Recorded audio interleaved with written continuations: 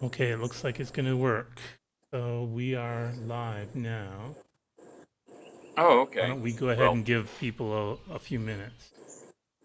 hopefully Carlos is going on. He just sent me a Snapchat, which means that he probably, if I was to open it, it says, "Are we going to have a live stream today?" So his answer will be, "The live stream is He's playing already now." running right now. Yeah. Yeah, Mhm. we're live. Yeah. Maybe you can start off before we start. Maybe you can tell everybody what that cage behind you is. I've been cleaning the porch and bringing stuff in here, and it seems like there was some kind of an issue with an animal. I can't remember, but I have not done it since I fixed these ceiling fans. That's the last thing that I did out here, and I was really I had a lot of steam going, and I wanted to continue on with my house recovery stuff. And I did do some other things right after that last video, but for the most part, I've come to a standstill because I'm in the mental health hospital like every week doing something, and it's really depressing, you know. So I come home and I just mope.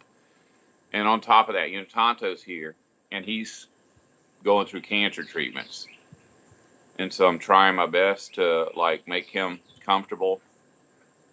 So until all that resolves itself, I'm just going to be stuck. I'm not going to be able to get much of anything done. Okay, well, we Oh we well. have a couple people watching, so why don't you go ahead and get started with the topic? Okay. Well, first we'll do my little intro. Everybody loves those. Hello and welcome to another video from the only source of information that you need to not only survive the current apocalypse but actually enjoy it. And today we're going to be talking about the family, and specifically about um, what's happening to the family in these last few weeks, months, maybe years leading up to the last days, because we really are living at the very of crust, crust of the last days. The last days are about to start, and in fact, I think we've got probably like 5 years and so many months until Christ actually returns.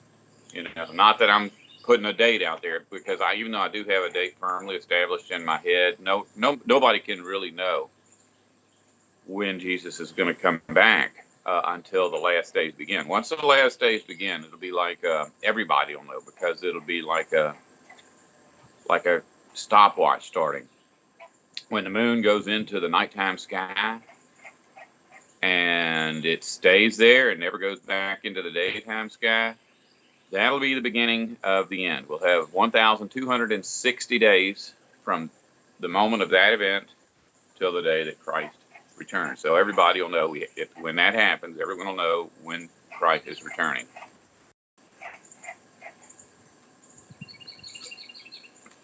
But there are some things that the Bible records about the family that seemingly have to do with the last days. And so, as we're discussing this, I think it's a good time to show you how I do what I do. Of course, half of what I do is inspiration. In other words, I go to sleep, I dream about something, and then I'll come out here and talk about that thing. And in fact, I've had some really bizarre dreams here lately, but none of them seem to be Bible related. I actually had to ask a friend what I should talk about, and she said, "Well, you know, you should talk about the breakup of the family." So this is the Bible, and it starts out by saying, "I did." This is Jesus speaking. He says, "I did not come to bring peace, but a sword to separate families."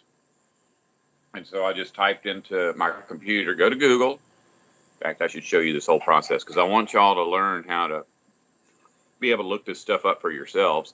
This is a website called BibleHub.com. Now, what do I have to do to turn this around? Is that it? Did it turn around? Yeah, there you go. You're okay with this, huh? Yeah, so Out far of so good.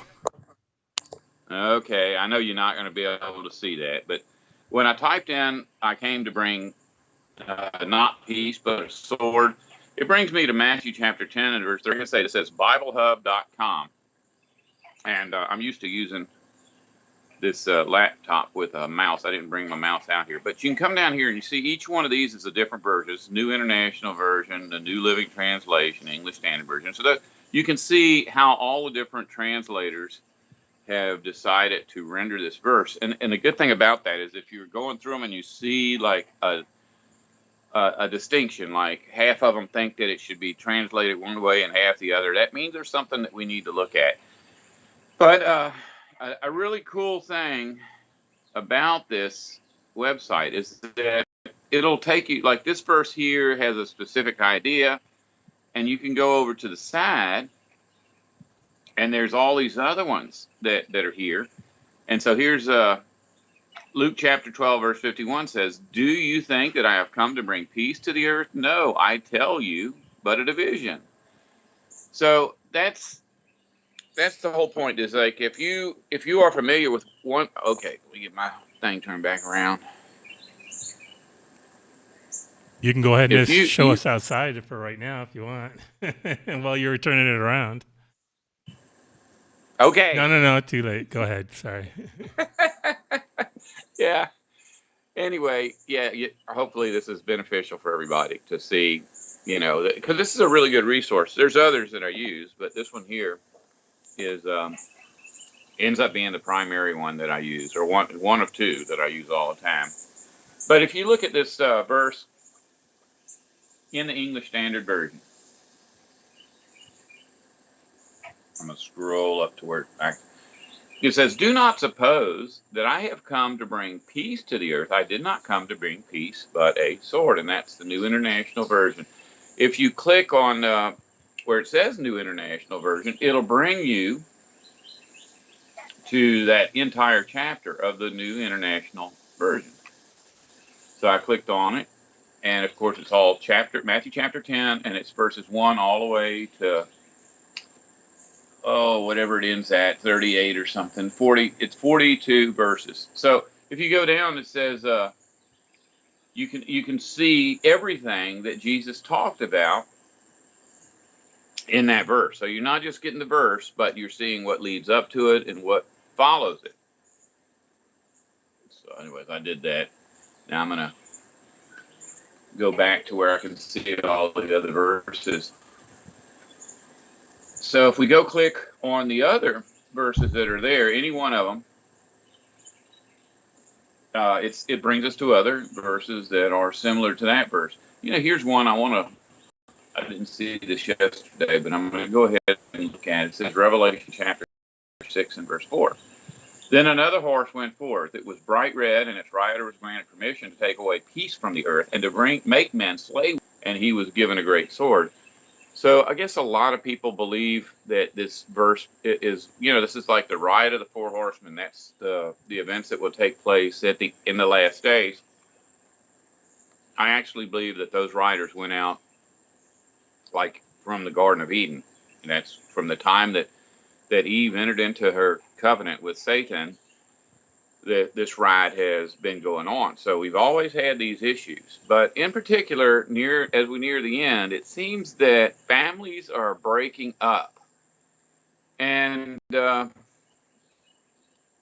Toledo, does that seem to you like there's like a trend now Well, of I families think what breaking up? More? you're identifying has probably been going on for at least a decade now. So, I mean, a lot of people are even talking about not having children, not getting, uh, into a monogamous relationship. You know, lots of different things have been happening. Over the past year. I mean, I think other things have been going on, not necessarily family.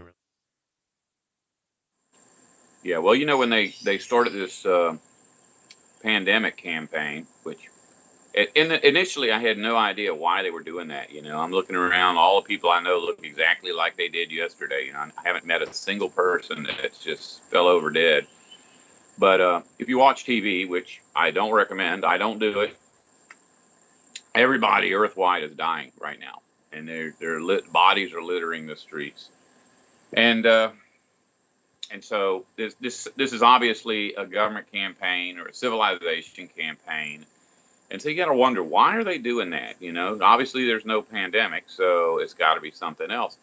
And one of the conspiracy theories that's out there that I don't believe in, or I didn't believe in, is that they wanted to inoculate people with some weird thing to make them less spiritual, and and also to make people sick, for population control. There's just like a whole list of reasons why they're giving people these inoculations, and none of them are to end a pandemic. The only people that are saying that this inoculation is ending the pandemic are the networks and the people who put their faith in the networks. Have you heard any of these theories, Oh Alessio? yeah, and I subscribe to those. Actually, what I would say is, there's all that whole thing about what is it, SHTF.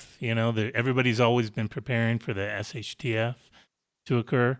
Yeah. Well, I think actually this is probably the SHTF everybody's been waiting for. I mean, it can't get any worse than this, because I mean, maybe it can get worse, but this is kind of what people have been planning for.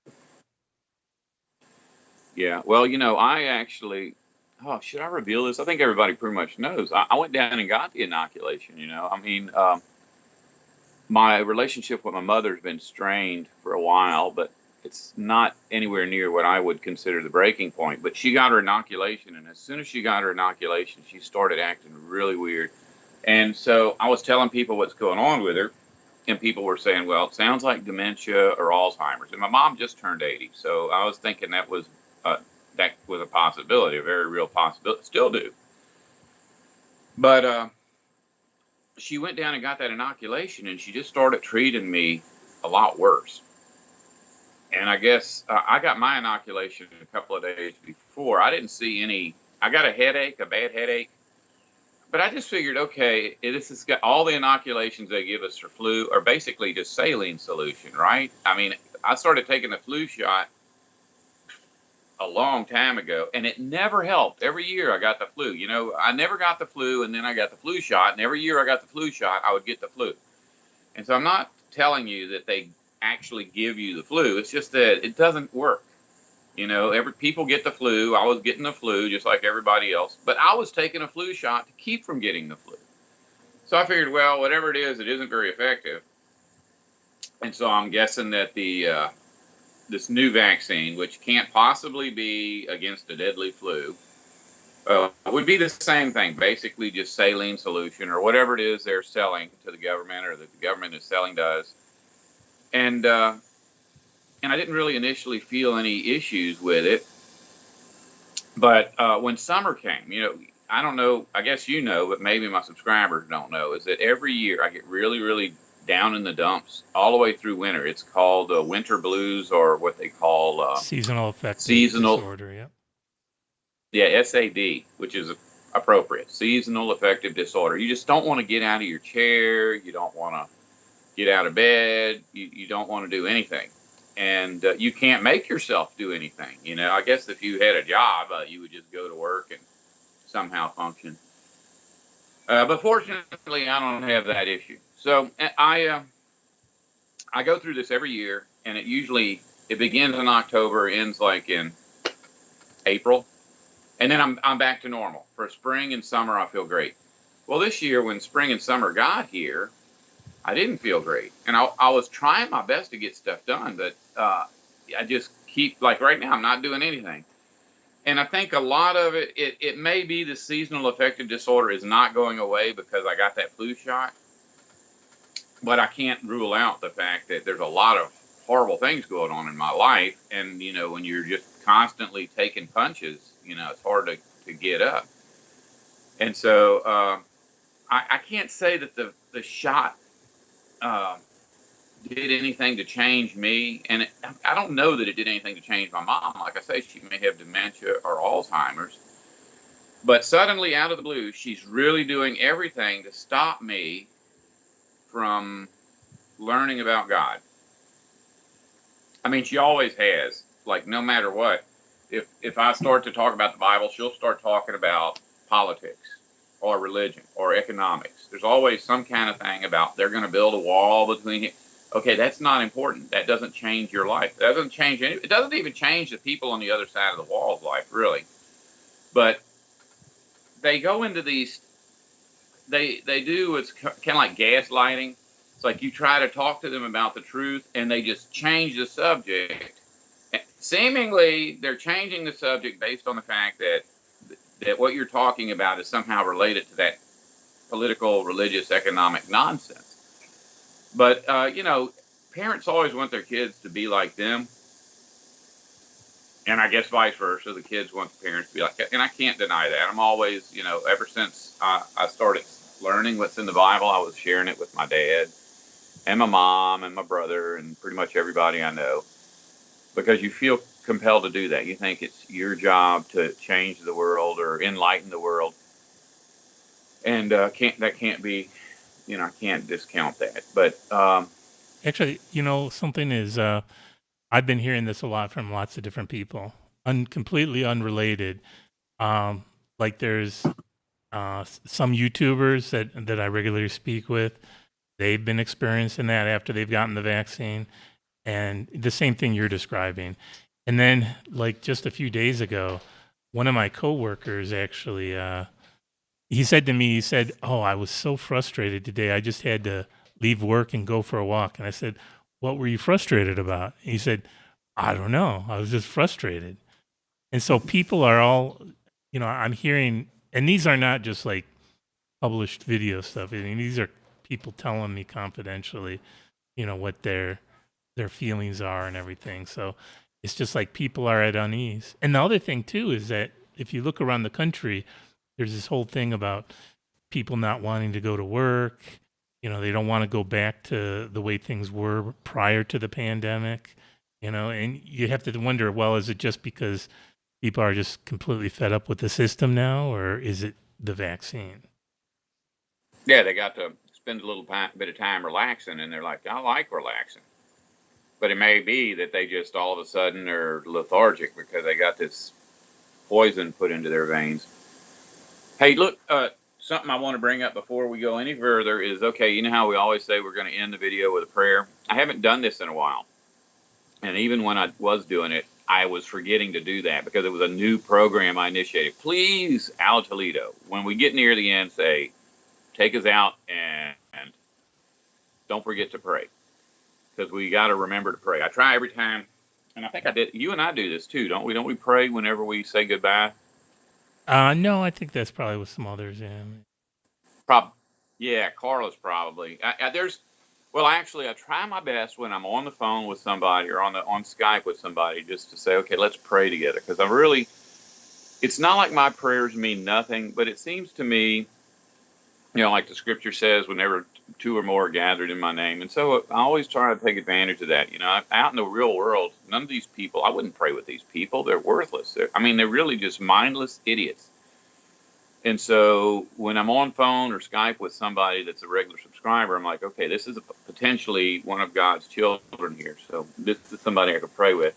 But don't let me forget to pray when we end this live stream. But anyway, Carlos and I always pray whenever we end a conversation, and he's pretty good at reminding me, and because like we talk every other day, and and a few of my subscribers I pray with. Well, I told my mom, I didn't want to just bring up a Bible subject because she instantly recognizes it, and she shuts me down.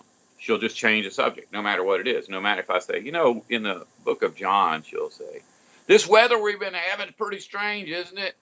So, you just know that she doesn't want to hear it. So I just said, since I started my YouTube channel, I've got friends now. I've never had friends before. I've never in my life met someone like me. I've always been abused by everybody because I'm an oddball. I don't fit in. And so after I explained to her, it's like, Carlos is like a brother to me. She says, well, I know you're not going to listen to me, but you really need to stop talking to Carlos. He's a bad person, and he's a bad influence on you. I'm about to turn, I'm 59, so I'm about to turn 60. My mom just turned 80.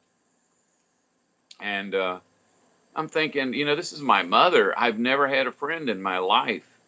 She should be like so thankful that I finally have a friend. I've never had a real friend.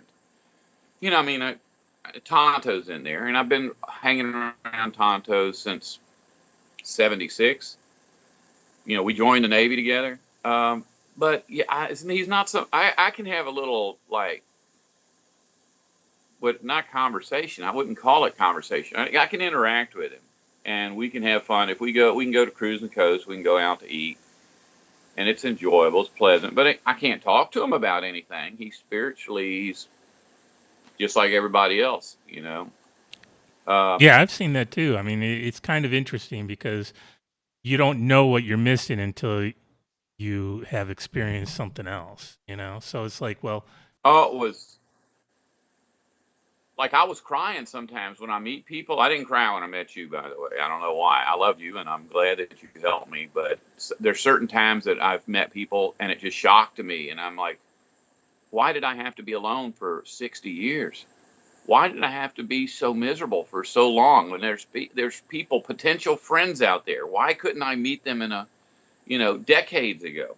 a- a- But you know, actually, anyways, my well, mom is. in that regard, before you move on to your mom, you know, it's interesting because you were saying, well, why are they doing this pandemic stuff? And it's possible that they're doing that so people don't get together.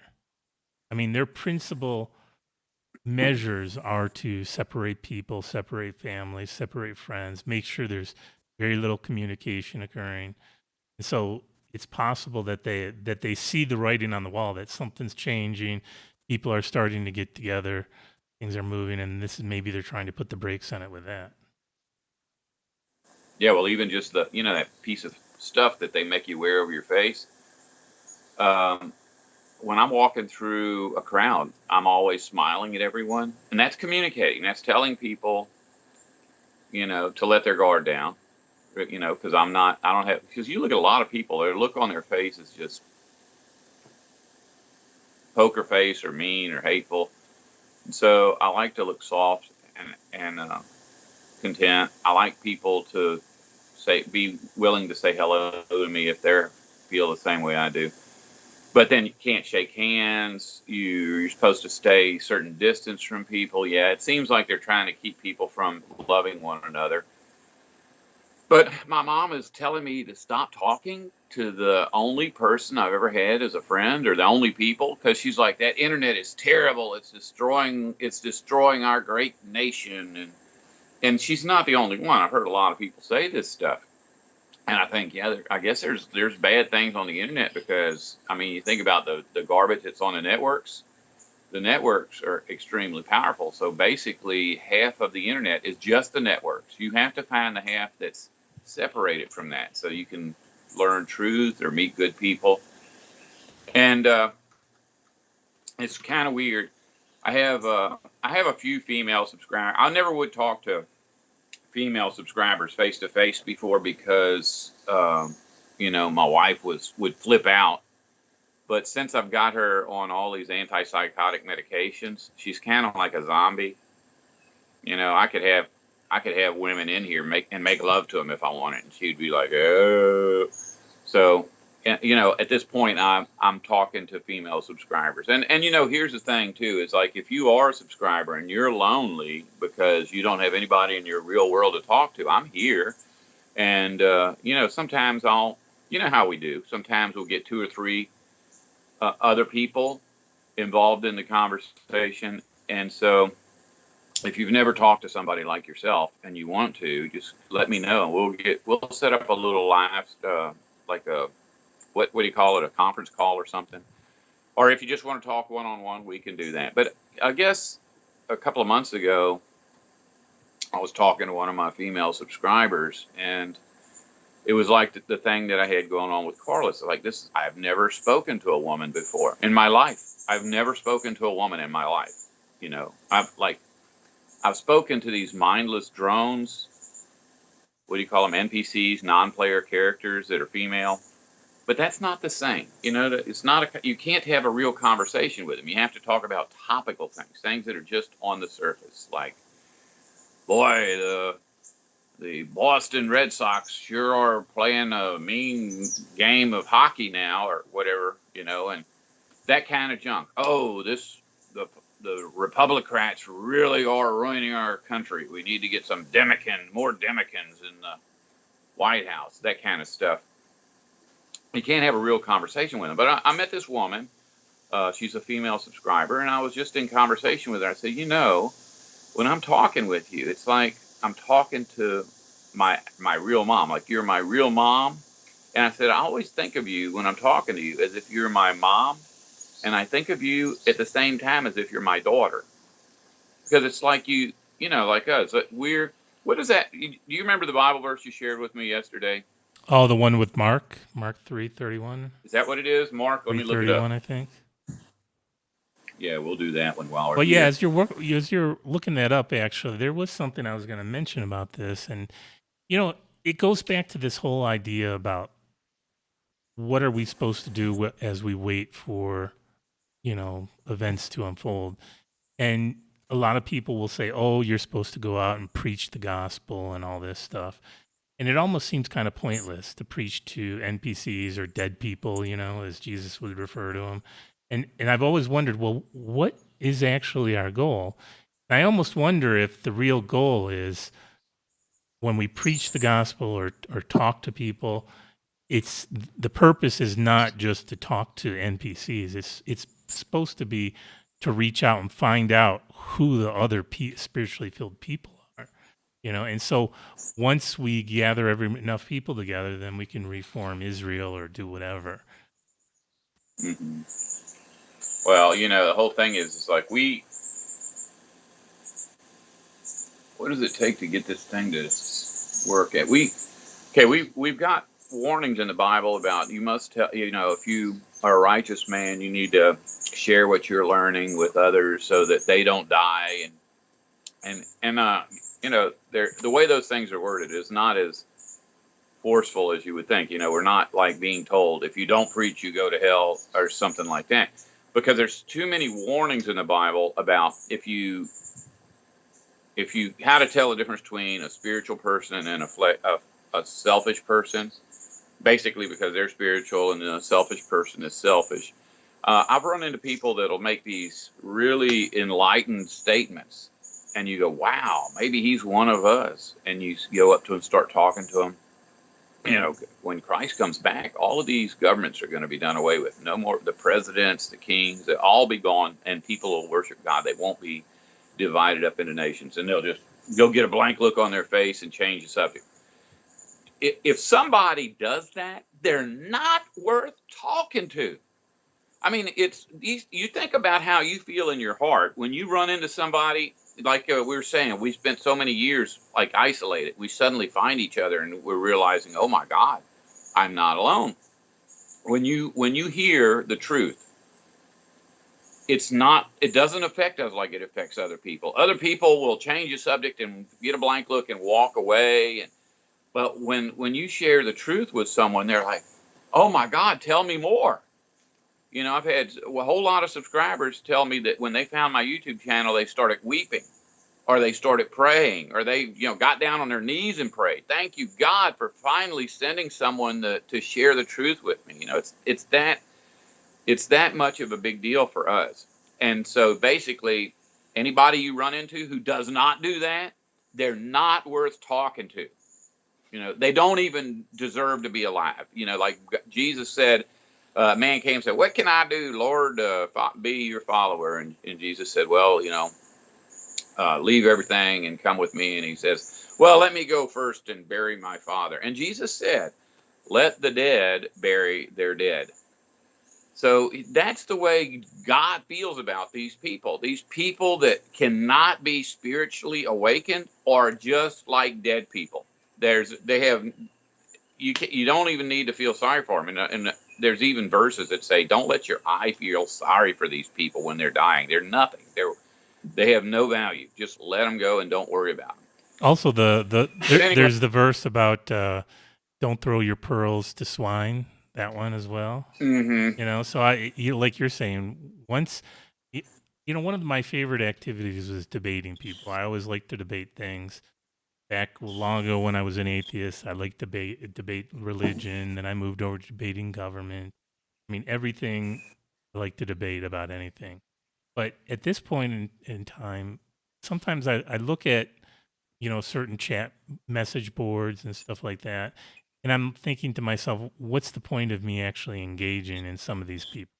And then I might try, like sometimes in YouTube comments, I'll try to, discuss certain topics with people, and it there's nothing that I can get out of it. It's like almost like I'm just spinning my wheels, wasting time. Maybe that's part of the devil's plan, is that, just wasting time. Hey, look, you're preaching to the choir. I go on Facebook, and Facebook's a good thing for people like us to keep in touch. I mean, there's other resources you can use that may be better, like Snapchat or just instant messenger or whatever. But you go on Facebook and you're scrolling down, and there's a picture of an American flag and an eagle, and it says, the next time you see a soldier, you better thank him for your freedom, and don't you disrespect this cloth. And I'm like, hey, how are you able to type seeing as you're retarded? But like, why even bother? These guys, you get done with that, they'll go right back to worshiping their cloth You know, because they're just that. from the chat, Nadu asks an interesting question. So, if there is basically a remnant of us that are still left, how many is there? Oh, you know that verse in the Bible. Okay, Book of Revelation is not about really so much about events on the earth as it is about events in the heavens. I know that if you read it, you can tell me all, because there's always an association with celestial phenomenon or heavenly events and earthly events. As above, so below. Saying that every week now, it seems like. But when Revelation says, the 144,000 would return with Jesus, that's actually about returning the earth to a 144,000 day cycle. There was a 144,000 day cycle before the Garden of Eden incident, and there should be, a 144,000 day cycle after this is all over with. But it talks about them as like 144,000 individuals, like living beings, people. And so one of my friends believes that that's how many people are on the earth today, is 144,000. And I thought, well, that's a lot. But they reminded me that's like 1 out of every 500,000 people. It's a very small number comparatively, and that actually sounds reasonable. I think about it all the time. Like, what if there really are 144,000 of us earthwide? 1 out of every 500,000. I may have that wrong. I don't know if the math that's the math. It's been a while since we talked about it. Well, Angela's also asking But about what the percentage might be. So I guess 1 in every million kind of puts a very low percentage of people. well, like one time, it says also in the Book of Revelation that a third of the sailors were drowned, and a third of the ships were lost, and a third of the. I was thinking, well, maybe it's like 2/3 of us are going to make it into the resurrection. But I keep getting distracted. There's like a mother bird out here with her babies, and she's like, they're not in the nest, but she's still going and getting worms and bringing to them. They're like on the branch, and mom's bringing them worms. You wouldn't see it, or I'd turn it around and let you see it. You can hear them making noise, right? Oh yeah, they're pretty loud. Okay. Well, were we talking? It was what do you think about the percentage of the people that would be Well, like us? every single verse in the Bible, it's about the dividing up of man into the wicked and the righteous. Is none of them are about numbers, really, unless like 144,000. Okay, yeah, that's one. But then a third, and then there's always like, well, is it a third that are wicked, or is it a third that are righteous? But then there's also, Jesus says, I'll come like a shepherd. He'll separate the sheep from the goats. So there's two groups. Maybe it's 50-50. I mean, you think about it though, the spiritually dead, if they're not part of that, then that's everybody we've ever met, right? Everybody you and I met before we met each other, right? Right, yeah. 1 out of a 500,000, 1 out of a million, 1 in a million. And I think maybe that brings into the point about that kind of, you were thinking about this live stream about the family, is that, sometimes family is not not part of that number. Yeah, not sometimes. I would say all the time. You know what? Since I started planning my trip, I'm still planning the trip. But right now, I can't go anywhere because every week I don't know if my wife is going to flip out and end up in the mental hospital again or what, because that happens quite a bit. But if she ends up locked up for a week or whatever, because she does that, she voluntarily locks herself. Sometimes she involuntarily gets locked up. But if I'm out of town and that happens, who's going to feed my cat? Who's going to feed my chickens? And so right now I feel like I'm in a prison. I can't go anywhere. But the plan is to get out of here, so that it's going to happen. I'll make it happen somehow. But one of the people I'm going to see, um, his daughter contacted me, and I never talked to her before. And I knew that she existed because this man was telling me, I'm always sharing your videos with my kids. But she seems like she's one of us. And I felt like her father was one of us. And then her sister contacted me and said, we're so excited about you making a trip. And I thought, well, that's 3 in one family. What are the odds of that, So I've always thought that if you were in a family, nobody else would be on board. But apparently there are families where, I don't know if it's genetic or whatever, everyone in the family seemingly is spiritually alive. Well, I think also there So was, if you go back to Jesus's time, I think you had said me it's possible that some of the apostles were just basically Jesus's relatives too. So.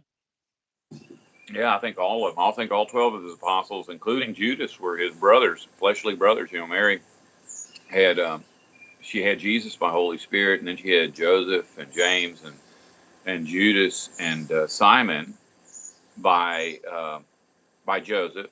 That was her husband. And it says that when she was standing by the cross, it says standing by the cross was mother of Jude and James, and also the mother of Zebedee's children. So we know that Zebedee had 2 kids named James and John who were apostles. Now these are just the apostles that end up getting named. Zebedee may have had 12 kids, just 2 of them were apostles, and maybe only 2 of them were by Mary. But then it says, like when they were at the Last Supper, that Simon Iscariot was there. Well, there was it was like little Simon, Simon Jr. So Simon Iscariot would have been Judas's brother, Judas Iscariot, but it says that Judas was the son of a Simon Iscariot. So that's another man. Simon Iscariot was very likely a lover of Mary's, and so she had 2 kids by him.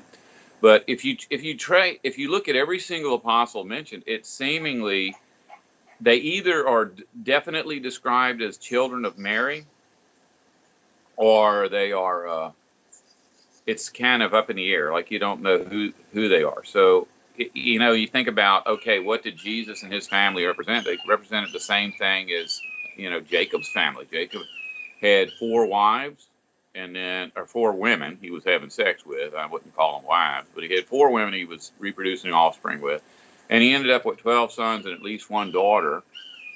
Was Diana, right? So that's what Jesus represented, his family. So if you think about Jesus and the 12 apostles representing what Jacob's family represented, well, the only thing that's any different is that Jacob was a man. He was a man who fathered 12 kids who ended up becoming the 12 tribes of Israel. Mary was a woman who became the mother of 12 sons, who the Bible specifically says will rule over the 12 tribes of Israel. So once again, it's the same thing. It's this family. And seemingly everybody in Jesus's family was on board. Even Judas was on board for a while before he ratted his brother out and killed him. And even then, after he had his brother killed, he committed suicide. He was that distraught over it. So But then, yeah, if you go back to that passage, Mark 3:31, where Mary and Jesus's brothers are outside, and then Jesus turns to the people he's with inside, basically says, I'm already with my family, basically. yeah. Well, okay, it says here. Let me go click on the thing and open it up. 3:31. We'll go to English Standard because that's the one me and you always seem to go to. And his mother and his brothers came, and standing outside, they sent to him and called him. And a crowd was sitting around him, and they said to him, your mother and your brothers are outside seeking you. And he answered them, Who are my mother and my brothers? And looking about at those who sat around him, he said, Here are my mother and my brothers. For whoever does the will of God, he is my brother and sister and mother. And it's weird. It's like I said before, it's like the week before my mom told me she wanted nothing more to do with me, I had been praying with this female subscriber, and I told her, I said, I really think of you like as a mother. I'll always think of you as a mother, and I'll always think of you as a daughter. And it really is. That's the way I feel inside. It's like, this is my family. I love my real mom, but I can't really open my heart up to my real mom, because I always know that when I tell her the stuff that is really important to me, it upsets her. Whereas, like, when I tell you the stuff that really is important to me, doesn't it make you feel good that you have someone you can talk to about stuff like that? Oh, of course, yeah. Can, Yeah, it's almost like you're living in a vacuum, and suddenly you're in a real world, like you're home. And so, I tried. I guess, the thing about it is, the only difference between me and you talking and me and a woman talking is that, I feel real uncomfortable crying in front of you. Like, when I start crying, I'll hang up just to keep from you seeing me crying. But with a woman, it's different, because she'll start crying. And it's like, okay, I feel free now. I feel free. I can talk to someone about stuff that's important to me. No matter how emotional it gets, I don't feel embarrassed.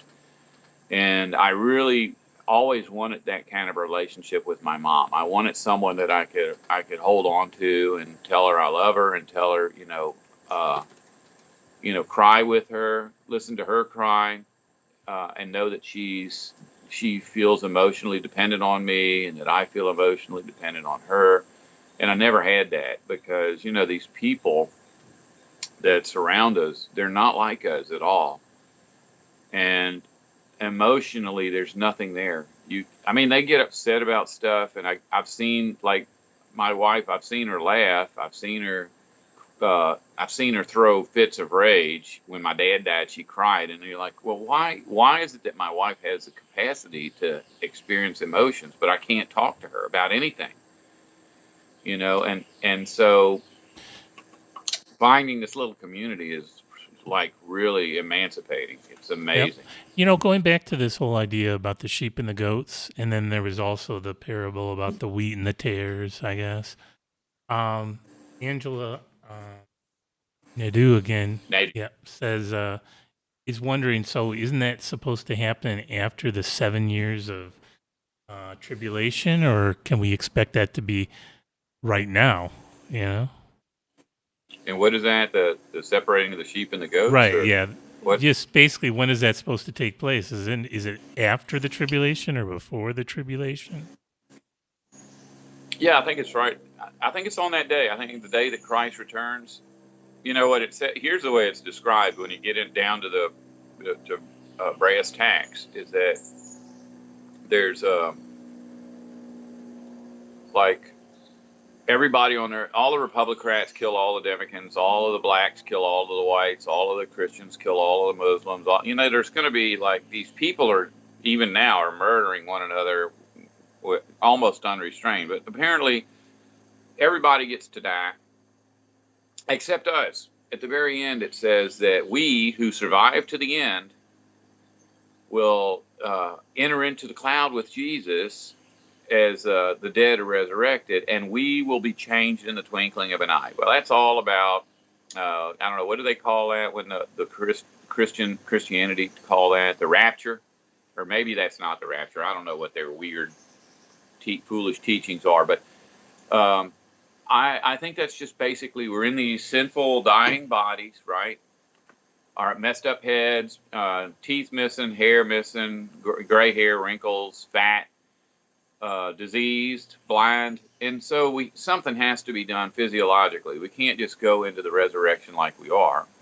So we're all changed in the twinkling of an eye. But you think about all the stuff that Jesus did when he was alive, and it says that we would be resurrected like Jesus, whereas other people would be just resurrected back. So some people are just going to come back as people, no, nothing different. But those of us who are spiritually alive will come back like Jesus. That means we'll be able to walk on the water. We'll be able to, heal sickness, and like Jesus said, just move mountains. And so if we have those, what can only be described as magical powers, something physiologically has to happen to us. We can't do that in these bodies that we currently inhabit. And Jesus even said it's like a seed, or Paul said it's like a seed. You die, but the seed remains, and so that seed becomes a new plant. From out of what you are, you become something different. And so I do think that that's all going to happen when Jesus returns. I don't think that there's going to be a separating of sheep and goats now. But all of this is part of a process. You can look at like all the stuff in Revelation that says there's going to be these wars and there's going to be famine and pestilence and all that stuff.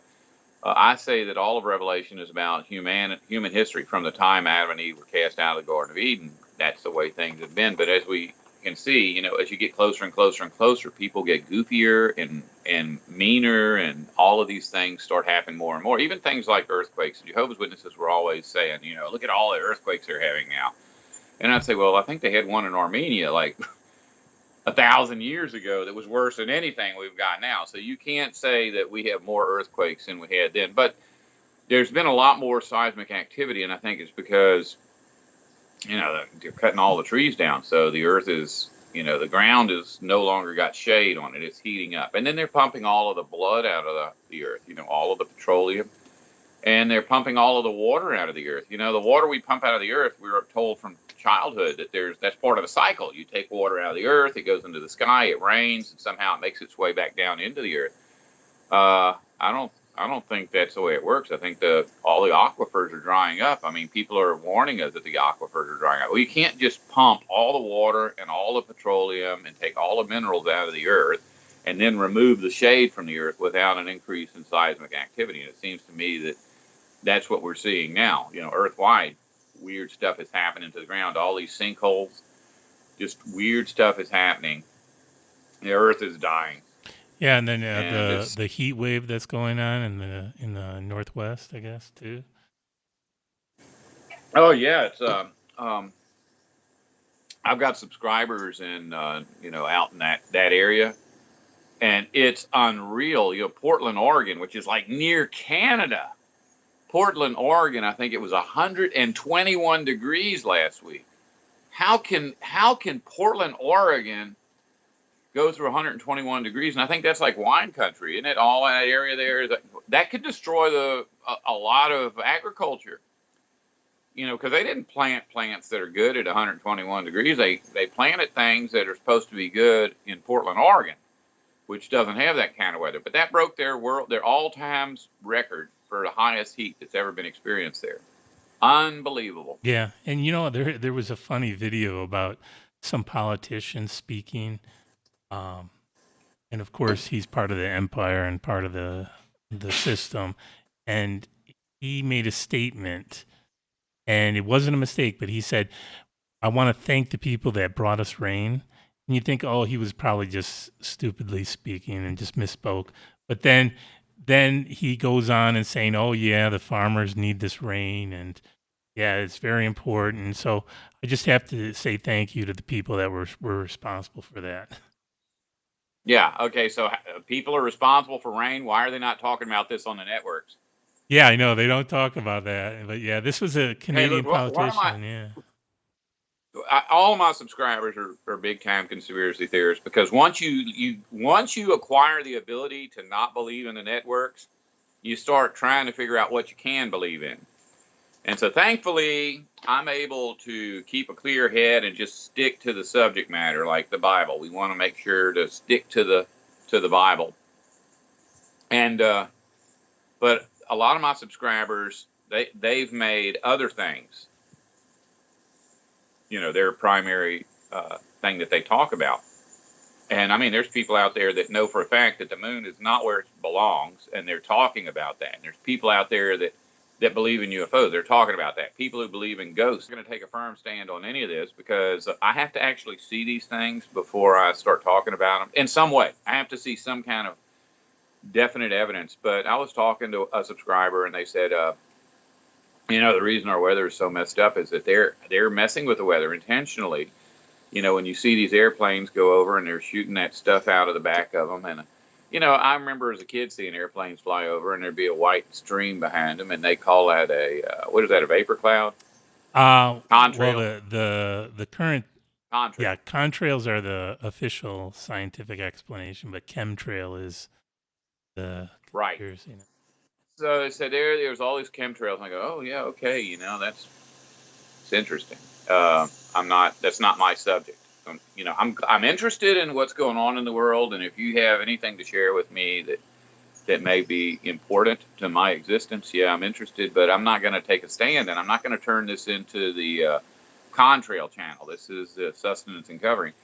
And this person took their iPad and they pointed it up in the sky, and I swear, Alex Lita, it looked like a perfect checkerboard.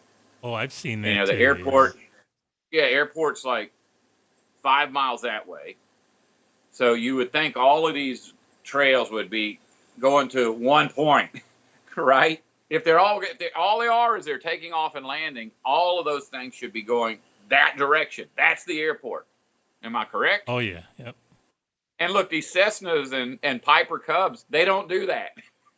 If when you see those contrails, that's like something really big with a jet engine. And I swear, man, I mean, it was just perfectly laid out, like somebody was up there forming.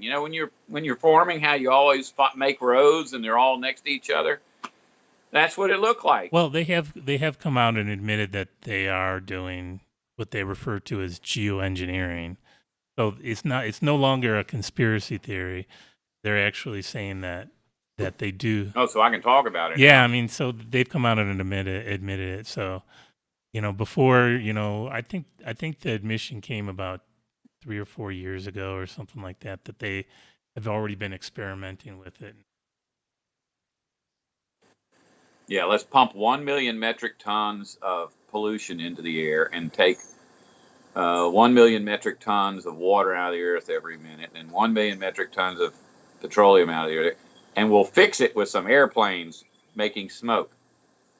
Okay, that doesn't sound feasible. I mean, what kind of, what kind of wizardry is this? Yeah, actually, Mr. Anton Lewis in the comments brings up an interesting point. What about the whole idea of as in the days of Noah? I mean, I know I've seen some videos where it's like all the trees are cut down and everything. So maybe, all the trees missing and all this geoengineering is as in the days of Noah. Yeah, well, what I get out of that, and there's a lot of stuff that you can get out of it. It's like people's idea, how people act. That's a big part of that scripture. It says that. So in the days of Noah, the days of Christ, the days of Noah will be like days of.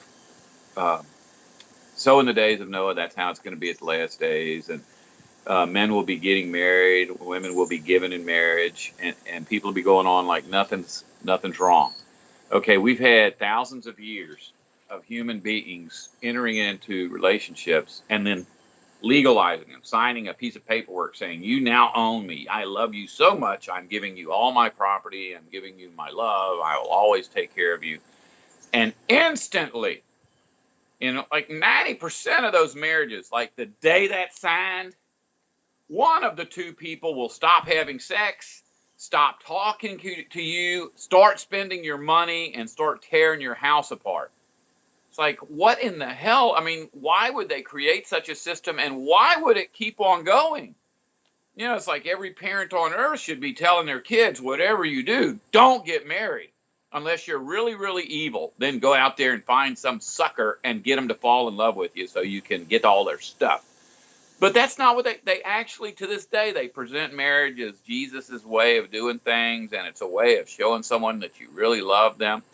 And, you think about it. What was the first marriage in the Bible? It was Satan and Eve. They're the first two individuals in the Bible to enter into a covenant. Well, a covenant is basically a legal agreement. It's a marriage. And so if you look at that, so in the days of Noah, that's the way it's going to be at the end. People will still be doing this stupid, evil stuff all the way up till the end. Are you giggling over there? No, no, no, no. Waiting for you. Waiting for a time to get a word in edgewise. Actually, Hey, well, you know what? I'm the star of this show. That's the way it's supposed to that's be. true. That's true. But another comment from Mr. Anton Lucas is you had mentioned the UFOs. What do you think if those are actually angels? Could be. All right, here's the way some people say it's demons. But, what is a demon? A demon is just an angel that's not doing what it's supposed to be doing. If you think about how space is supposed to be set up, where it's like there's billions of light years between each star or something, like, well, where are these people must be coming from Mars because there's Mars is a doable project.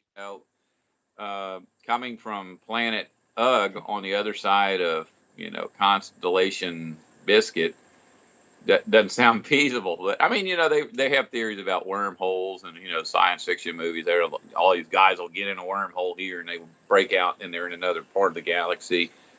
Technologically, it doesn't seem feasible that anyone would waste that many resources just to travel to the planets. It'd be like, must be angels, or demons. Who knows? There might not be anything there. I've seen weird stuff in the sky and thought, what in the heck is that? It's not an airplane, it's not a satellite, it's not a star, not a shooting star. What is that? And other people say, well, if you ever get close to one, it's got windows and windshield wipers and doors. And, well, that's, angels don't have all of that. But, who knows? Who knows what that is? I mean, they're starting in the government, starting to send out, open up files about these things and let to the public. Right, right, yeah. So it makes you wonder why they're doing that now. Yeah. Have you seen any of that stuff? Well, I mean, I just think it's a distraction. I mean, I think Yeah, I think so too. But I mean, there's like they'll be looking down and some spaceship goes, and it's like this thing is traveling 72,000 miles an hour and it turned on a dime. Yeah, that's not our technology as far as we know. right. So But I mean, if that's real, I mean, the guys, the pilots of the planes are like, do you see this bogey? Yeah, well, that bogey's going too fast. Okay, it sounds real. I'm not gonna say it is real because these are the same guys that will bomb Saddam Hussein because he has weapons of mass destruction. So their lies are nothing new to people in the military. yeah, you can't trust a liar. So once a liar, always a liar. Yep. Okay. Yeah. But the good thing about it is we're free to lie, and I do it all the time now because according to the Bible, you can't lie to a liar. Remember when Jesus was talking to the Pharisees and they were saying something, and he says, "You know what? You say the same things your father says," because he was a liar from the very beginning. And so when you lie, you're simply speaking your native tongue. That's what it says in the Bible. And I'm like, well, okay, if we have to communicate with these people and their native tongue is lying and they don't know how to speak our native tongue, it's up to us to learn how to lie so we can communicate with them. And I do.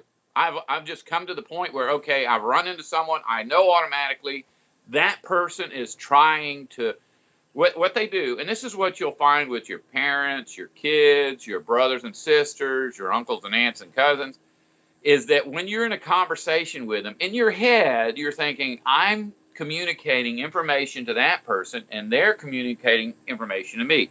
That's not what's happening. When one of these creatures, whatever they are, they're not people, whatever these creatures are, when they're talking to you, they're not communicating. They're doing surveillance. They're trying to get you to talk because everything out of your mouth is going to get weaponized. Everything. I mean, down to the simplest thing like, oh, yeah, I'm going to be out of town next week. Well, that means I can break into your house next week. That's all they want. They want to know where you're going and when so they can break into your house. But even other things is like you can tell them about the relationship you have with another person, and they'll run back to that person and tell them what you said so that person can be prepared to fight you. This is their native tongue. All of these people who are not part of the 144,000, or they're the goats, they're the wicked that in the book of Revelation, the third or the 2/3. Those people, their native language is lying. What about So the when you lie to a liar, you're not lying, you're communicating. what about the commandment to not bear false witness? Okay. I won't do that. What's the difference then? If you look at that commandment and the wording of it, it's like, do not say things to harm another person. So you don't go behind someone's back and say things to intentionally damage their life. That's the bearing false witness. Do not bear false witness against your neighbor. In other words, do not go tell people that you saw somebody doing something just to get them in trouble if you didn't see them doing the thing that you're saying. That's different than, you know, A white lie? like say, like here's my thing. Okay, when I got to the point where I could no longer work, and I knew that I was making like I was working 40 hours a week and making $70 because I was just so hurt. I would go out and just driving to work would hurt me so bad. When I got there, I couldn't really function. Things were getting worse and worse. And I told my, my representative, my Social Security representative, oh, I can't work anymore. I'm hurting so bad I can't work. So they coach you. And so when you go before the judge for your Social Security, you got to be like, my neighbor comes over and brushes my teeth for me because I can't do it anymore. Or you go into the hearing in a walker. That you have to play this stupid game to get your Social Security, because even though the paperwork says are you any more able to work, and you just say no, that should be it. But they don't go by that. You have to put on a little show. And this is true of everybody I know who's gone for Social Security. They have to like have their friends bring them in on a gurney or something, because these judges are all Republicans or Democrats, and they all believe in the system, and they want you to just work until you fall over dead. And so you have to go in there like you already fell over dead. Would that be the part where I think it was Jesus that said you have to be like a snake, basically, or Wise as a serpent, but wise as a dove, or kind as a dove, and cautious as a serpent, something like that. Don't go in there and do things to hurt people, but don't be stupid and just tell everybody, spill your guts. I'm learning that more and more. I've got certain ones that I call my manager, and that used to be you. There was another guy before you, and I used to call him my manager. And then I started calling you my manager, and now I've got several people that I call my manager. And one in particular will absolutely jump down my throat and say, I have told you and told you and told you, when you're with these people, lie. Do not tell the truth to these people, because they're just going to hurt you. And if you're me and you hear that lesson, then it's like every single human I have ever loved, everybody that I have opened my heart up to and told them about what's important to me, every one of them has turned around and used that information to hurt me. Sometimes just for the entertainment of hurting me, and sometimes for financial gain. The Jehovah's Witnesses, that was the whole thing. I finally found a group that I could talk to. And each and every one of them, down to the last man, woman, and child, used every word I ever said as a means of hurting me, because they're religious. Religious people are evil. It's just that simple. okay, we're kind of over now. So why don't you go ahead and take us out? And you wanted me to remind you to pray too. Okay, so let's go ahead and just pray right now. And I guess we should stick to the subject in our prayer. There's a lot of other things going on. Everybody's suffering, but we'll pray. So everybody, I wish that when I got done, you could join in and pray too, because that's what I normally do when I'm talking to people on Skype. But you can't. I'm the only one here. Unless Alo Toledo, do you want to join in after I get done and Well, pray? you just go ahead and take us out. So that'll be The same answer I get from everybody. Heavenly Father, we are so lost here. I mean, we aren't as lost as the rest of them, but every day we're trying our best to figure out a way through this world with the least amount of harm to ourselves, the least amount of harm to others. And by others, I mean the least amount of harm to the birds, the fish, the other animals. And it's basically illegal to go through the world that way. So we're constantly adjusting our thinking to try to figure out what we're supposed to do next. Right now, I've taken this injection after other people warned me not to. And I don't know that it did any damage to me, but the evidence seems to be that it did. It seems to have damaged everybody. And I need to get back on track. My thinking on this was that if I did something to harm myself and I'm truly a prophet of God, and that you're really going to use me, that you can overcome whatever's been put into my veins and get me back to doing what I was doing before. But all of us are struggling so bad. This is terrible. This world we live in is terrible. Our loved ones are sick and dying. Including our animals that we're responsible for. The animals that I have out here in my forest, people are killing them, and we're having to survive economically, which is bizarre that we have to have an artificial thing like money in order to buy necessities like nutrition and shelter.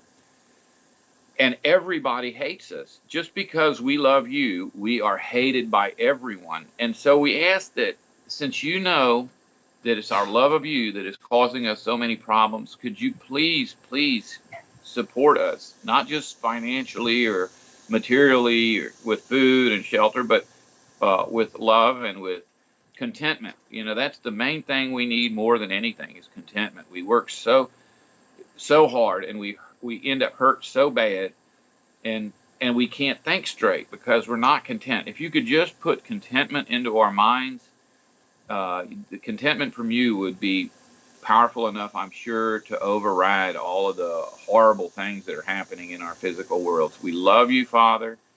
We love one another, even though we know there are some that are in our number who are Judases, but we still love everyone.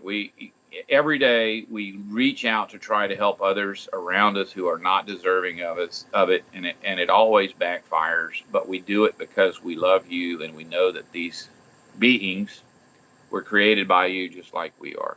So please, Father, help us. Please forgive us where we fall short. Please help us to make it to the end. We would hate to have to live in this horrible, horrible world and suffer for so long and not get to see the actual event that fixes everything. So please, Father, in the name of your Son, please, Father, help us. Amen. I'm not crying. And Did you hang as up? always, what? How does it go? Oh, and once again, as always, if you don't want to survive, don't listen to me.